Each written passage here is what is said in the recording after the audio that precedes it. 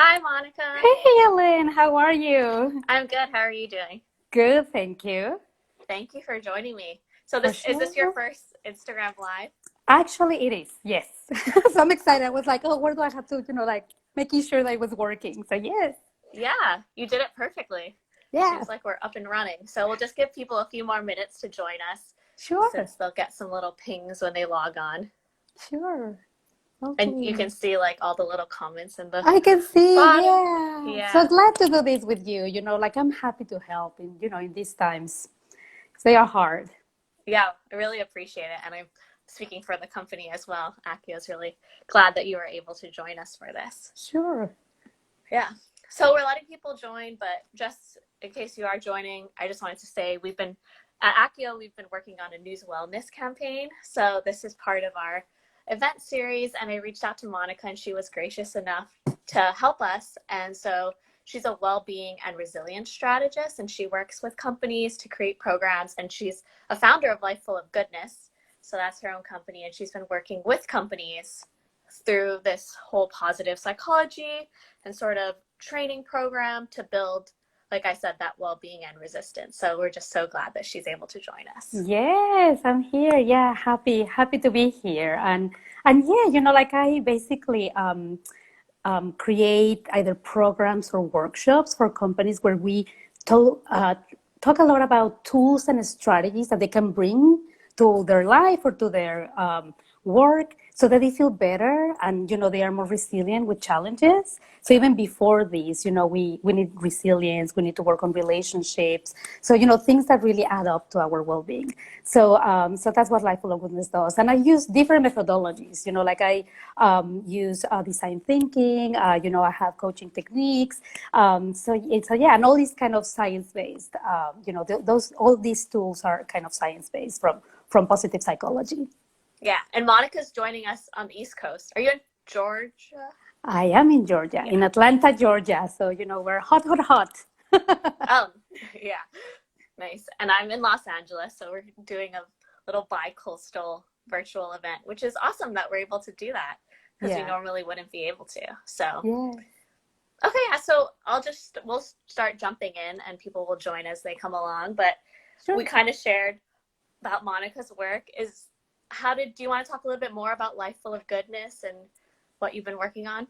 Yeah, like lately, I have been asked to do several workshops about, especially there are 10 areas that are under our control that definitely help us with resilience, being more resilient, and also, like being able to adapt and to take care of ourselves. So there are like 10 different areas, and I have been doing that workshop like several times. Actually, tomorrow I have another one through General Assembly. So very, very often because it's really needed at this time. So that's one part of what I do, and then I also have I have a coaching practice, executive coaching. So that's the other thing that I do with Life Full of Goodness. Awesome. Yeah. And then during this workshop and IG Live, we wanted to talk about positive psychology. So some of you may be familiar with the term. It's sort of been gaining popularity, I'd say, in the last couple of years. But if you can just describe a little bit more about what positive psychology is. Sure, sure. Well, psychology has been there for so many years, right? But the thing is that there was a shift like around 25 years ago, where, before everything was about mental illness, right? And how to deal with mental illness and how to help out, what to do, and also to describe what were the illnesses, right? And then like 20 years ago, it became more about the well-being and the things that we can do to improve our well-being. Even, not thinking about the illness, but more about, we all go through things, and some people do it better than others, right? Like suffering is part of life, right? But some of the people kind of get along better with things. And so what the psychologists started to do is to find out why and what things were new, and what was going on, and what could we add to our life so that we can respond in the same way. So that is what positive psychology is basically. It's just that shift, and don't just, knowing, what you can control and what choices you have in order to add to your well-being. Yeah. I think I've seen some stuff on positive psychology recently, and I think it's also been sort of coined as maybe happiness or Mm-hmm. well-being. Mm-hmm. Mindfulness are some Mm-hmm. words that you probably see associated with positive psychology. You probably have come in contact with it without even knowing, potentially, just through those well-being and happiness sort of things. I also read that it was sort of I'm not a psychologist for all of you. Sure. I'm just a journalist. But I read that it was sort of the study of a life worth living. Mm-hmm. Yeah, and there are several like you said that mindfulness, but there are a lot of studies about specific things that help us, like compassion or self-love or awareness. So you can go on and on, but those are all things that basically add to our mental health. Mm-hmm. So And we'll get into a little bit more yeah, about those a little later. But also, I just wanted to ask you, I know we kind of talked about it, but sort of the understanding of it is also how we're wired for negativity sometimes. hmm, If you could yes. just talk a little bit about how that works. Sure, sure. Like the other day I was walking on a trail, right? And I saw several animals, and it's funny how animals react when they see you. They escape straight away. They just go down. I was seeing some turtles, and they go down, right? Whenever they see you, or a bird, they just fly away. Because as animals, we are always in this kind of worrying or kind of threat mode on something can happen to us, and that's basically how we are wired. Humans are wired too, right? So we tend to look into that for survival. And the idea here, one of the things that psychology tells you is that that's how we're wired, and we had to kind of, yes, deal with it. But before, we had an action to do, like run away, right? But now, it's not, there's like not immediate action. So we have to really be aware of, okay, what is it that we are taking in that is kind of negative, and also how can we start wiring our brains to the positive things, to what we are grateful for what is good about whatever situation we are at. Mm-hmm. Yeah, it's sort of that animal instinct, right? You sort of Mm-hmm. sense a threat, and we're more wired toward negativity because it was, in a Mm-hmm. sense, necessary for survival, I guess. Mm-hmm. For sure. Yes. Mm-hmm. Yes, definitely. Yeah. So I want to transition a little bit because now you got a little background on positive psychology, but we wanted to sort of focus it in on COVID-19, which is Mm-hmm. obviously affecting us, and news and stress. So at Acciyo, we did a study where we surveyed about almost 150 people, Mm-hmm. and we asked them what their news habits were during this pandemic. And we found that 64% of them said that their news consumption increased since the Mm-hmm. pandemic. Mm-hmm. And we also saw people checking updates for coronavirus at least once a day. And some of those 65 people, I believe it was about 5 or 6%, were checking every hour. And there was also another, which we didn't include in that stat, but it was about 20% were checking whenever they got pinged or whenever they got a notification. So Wow. that's a lot, as you can imagine. And obviously, a lot of this news is not great news. It's a lot of Mm-hmm. worry, a lot of reports that are troublesome. So I was just wondering, Monica, if you could share what you've sort of seen and how people are dealing with the coronavirus, or how you're dealing with the coronavirus as well. Sure. Yeah, like I've noticed in these kind of workshops and opportunities to talk to people that they talk about how they are losing sleep out of this, right? And their anxiety is going up. And there's definitely like a link to the news, or how much they are like watching and seeing and listening, and everything that is kind of getting into you. So what I have always tell people, even before and during and after, is to be really careful of what you let in terms of how healthy is that for me. And it's not only about news, but anything that we watch on TV, or like music that we listen to, like what is it that is really helping me be a better version of myself. And also, when we are listening to so many news at this macro level that is really out of our control, to reduce the stress, you really have to focus on what is under your control at this moment. Like I call it, in your little corner of the world, what is it that you can do, and what's the kind of most meaningful thing that you can do? Because we see a lot of suffering, but some of it we cannot help with. But there are definitely things that we can help with, right? So what is it that we can do? How we can aid, if it's activism or if it's helping someone, then it's a different perspective on how we see the news or the problems that we are looking at, right?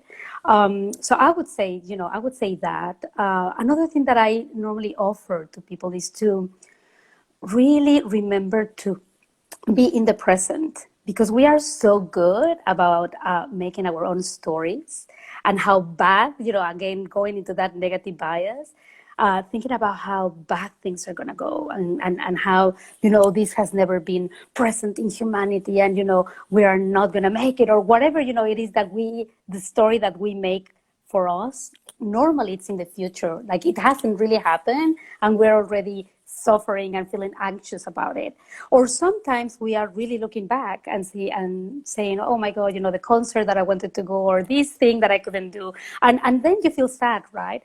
But when you make an effort to be in the present, then all changes, because right now, right here, this is all that you have, right? And what can you do right now? And sometimes it's as easy as, like calling a friend and just sharing, how you're feeling, and, what's going on. And that makes you feel better immediately, right? So, Mm-hmm. being in the present is one thing, focus on what you can control is another one.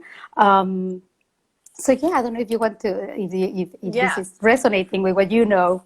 Yeah, definitely. I know we were talking about sort of the question of what is stress related to. Is that something that people should think about, where it's coming from? Does it help to dig deeper, or is it something that you should sort of just, I don't know, not brush off, but not Yeah. go too Well, deep into? like I feel that sometimes the stress is also confused with our emotions, right? So if we are feeling in a certain way, I think that it's good to be curious about it, right? And the minute that you are curious about it, then you can deal with it better. There's this saying that they call it name it to tame it, right? So when you name what you're feeling or where is that coming from, it really helps you to deal with it in a better way. So I don't know if that's answering your question. And then the other thing is there's also some studies, and there's this theory by someone called Albert Ellis that talks about how like there are three parts to something, right? So we have the event, so let's call the COVID-19, and then you have how you react, or for whatever things that you saw about it, right? So how you react to it. But then in the middle, there is something that is called a belief. And depending on what belief you give to whatever you read, then the way you react, your reaction is totally different. So if what you believe is about, let's say something very bad and it's surrounded by panic, let's say, so the way that you react is different. If you see it as something that has happened in humanity before, and humanity can deal with it, and we're in this together, and then that's the way that you react is totally different. So I think that there's also something to say about being curious about the belief that you are giving to these thoughts that are causing you stress. Mm-hmm. Yeah, that's very insightful about the belief and how you view it. Yeah. Um, So we kind of touched on this a little bit, but we can kind of dig a little bit more Mhm. into those positive psychology strategies to help you sort of reframe your emotion or belief so it's not so negative, and how those strategies can work with news consumption. So I was wondering, how can those tips be used when you're Sure. reading the news? Yeah, sure, sure. Well, one that comes to mind that I have been using a lot lately, like I believe that when this started, when all this pandemic started, we kind of thought that we were in this together, right? And we started to see it like we are all living the same thing, and how we're going to deal with it, right? So there was kind of something about, being united by it, right?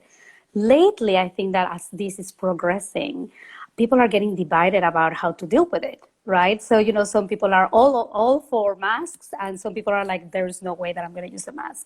So what I was going to offer in this is that I have been using a lot of what is called bridging the differences, right? Because we are different, but If we focus on our differences, then we not get along with people that are thinking different to us, and that is a problem, because we start to get stressed because someone is not using a mask and I'm using a mask, and what's going on. So I think that there is something to say about looking for what we have in common, right? So in common, we have that we want to get past this somehow. In common, we have that we want to be healthy. In common, we have that we want our families to be healthy. So when you think like that, then you don't see the other person as an enemy and someone that doesn't deserve my respect. So that's something that I have been using a lot lately, just to really get along with people that think different to me, which is totally fair. And also to understanding, again, curiosity is another thing that I use, because it's, asking questions and learning from people that maybe, think about different, like, to you. And, that happens in the news too, right? And the things that you read. Sometimes you don't understand why people feel and think so different to you. But as humans, we have a lot in common, and there are more commonalities than not. So that helps to kind of lower the kind of negative emotions. That's one thing that I can think. And then go ahead. Yes, yes, yes. No. I like that, and I think that's definitely true. I think a lot of times, we deal with a tragedy and we come together because we all share in this tragedy. And this one is this pandemic is interesting in the sense that it was a tragedy and we all felt connected, and yet also we're so divided politically sometimes, right? And even like with where the blame is going is an interesting sort of dynamic and level to this pandemic versus other tragedies that we've dealt with. And yet we all can relate, like we are all affected by it too. So I think that is important to remember, and it's sort of humbling and connects you with people. So I think that's a good reminder when you're reading stuff or feeling, bad about everything that's going on, is the humanity in it. Yeah, the common humanity. I think I might have cut you off. You might have been going into this, but the compassion, and I know we talked about it, the flow is a positive psychology thing, but I think maybe a lot of people aren't familiar with the term. So maybe you can talk about how you can use flow and compassion while reading the news as well. Yeah, well, there is something to say about compassion and empathy, and how important is that for your well-being. So, it's just as easy as thinking about how if you want to find hate, you're going to find it. If you want to find empathy, you are going to find it, right? So it's a matter of, what is it that you are choosing to, either read, or the people that you are, like connected to, how you want to kind of almost like give more importance to your positive emotions. And, compassion is one of them, right? Like understanding where the other one is coming from. And even, like in your closest relationships, right? Even with, either your partner or your parents or whoever you are kind of living this with, it's important to understand what's their point of view, right? And why, and that, can connect you and make you feel a little bit better. And, again, the curiosity, understanding, and making that relationship better, like healing those relationships. So, compassion is good for that. And then you also ask about flow. So flow is an interesting one, because it has to do a lot with our work and what things that you do, right? So flow, it's a perfect combination with, skill and challenge, right? So if you feel skilled enough and you feel challenged enough, you are enjoying what you do. So even if it's like, they talk a lot about flow with, people that are in sports, right? How good they swim and how they just really go into the zone, they call it sometimes, right? So what I was offering when we were talking about this was, when you decide what you want to let in, it's to help you become more skillful, or maybe because you want to be a little bit more challenged by what you either are reading or taking it or you're learning, right? So I would say that is kind of a connection that you can see in flow, and to try something new, because sometimes you realize that you're good, and trying new things is really good for feeling better, being having an open mind, like feeling challenged. So trying out things is good. So even like in this case about information, it's good to read things that are probably different to what you have ever read before, right? You can learn something new. You can suddenly find something that is really that you didn't know you had interest in. So those are a couple of things that to talk about compassion and flow. Yeah, I think a lot of people sort of forget, right? News can be negative, but there's obviously a lot of great information out there. And so if you just take a little bit of time to sort of seek it in the sense of how we were talking about negative and positive, like instead of looking for the negative, we can look for the positive and find those things that might, be help us learn and grow as well. Yeah, definitely. I also, Vivian is one of the co-founders at Acciyo, and she said she had a sort of question comment about, she said a lot of times the news does not leave enough of next steps that feel meaningful, even when we do have some control. And I know we kind of talked about this, but it's the part of being informed so you can be productive. And that is a part of positive psychology. So I was wondering if you could kind of talk a little bit more about that and how you can take that information and turn it into something. Yeah. Well, I think that probably how you can take it and make something positive from what you read. Is that what you're asking? Like, is that like, was that the question? Because I wasn't sure. It was kind of a comment saying that it's hard to sometimes find that. So yeah, an example or how we can look towards those next steps to be productive. Yeah, I think that, it has to do with what is it that you're interested in, right? Or what is it that kind of keeps you going? What is it that maybe you have some goals? So let's set the example of, let's say that you're talking about you want to run more, and you want to, eventually race, like a 5K. So then you start to go into the information about that, and that is kind of adding to your growth, to a goal that you have, which is really important to feel better, right?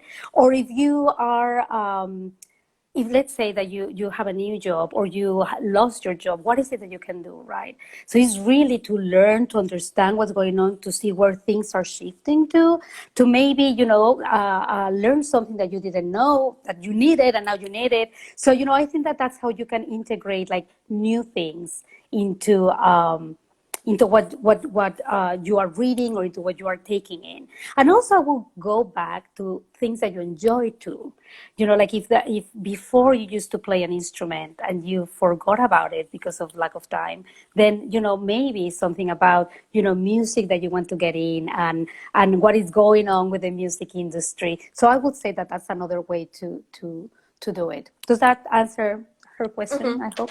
Yeah, I think so. It definitely goes into flow and stuff. I was also kind of, when you were talking, I was thinking about how you can help others.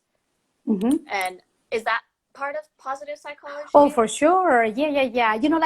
If there's something to say about what you can integrate into your life that really will make a difference are your relationships. So your relationships start with, and there is a study that was made in Harvard for 75 years, and they were looking into the same people throughout those 75 years to try to understand what make them kind of grow older and healthy, right? And they were hoping, or they were probably thinking that they will find something about health and what they ate and how much they exercise they did and all of that. But actually what they found was the difference, like the point of difference was to have meaningful relationships.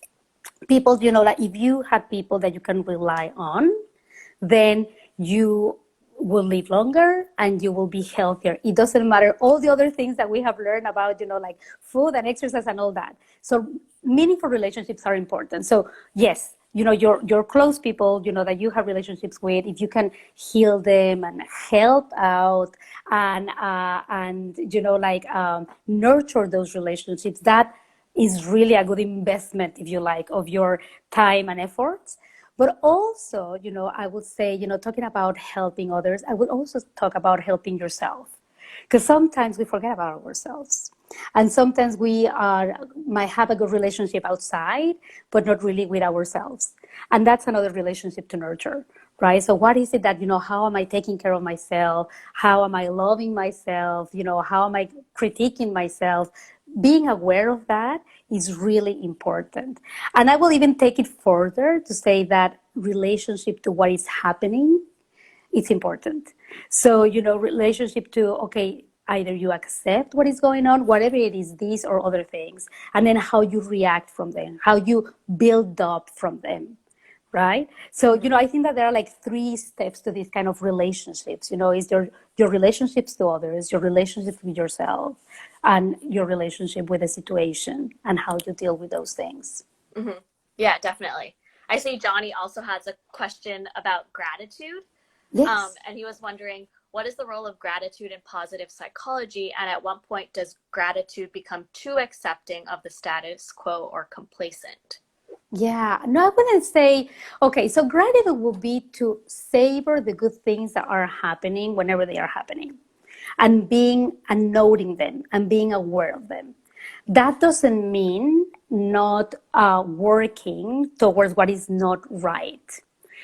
Okay, so you just saying, okay, so being grateful about everything is it's okay. No, there are some things that you cannot accept. And that's what I was talking about, the self-love, right? There are some things that you cannot accept for whatever reason. If you're not happy with your job, or if are a victim of injustice, it's not that you're going to be grateful for that. You have to do something about it. That is the challenge. And that's a challenge that is being presented. And it is how you're going to build up from that challenge, how you're going to react, right? What's the way that you're going to react to that, to whatever that happened.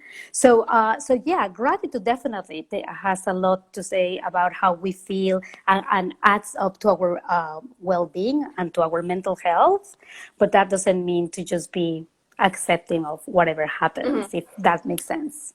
Yeah, it does. I was wondering, if is there a way to tie gratitude back into news? This was a question actually as well. Uh-huh. Well, I have to tell you that watching the right news makes you feel hopeful.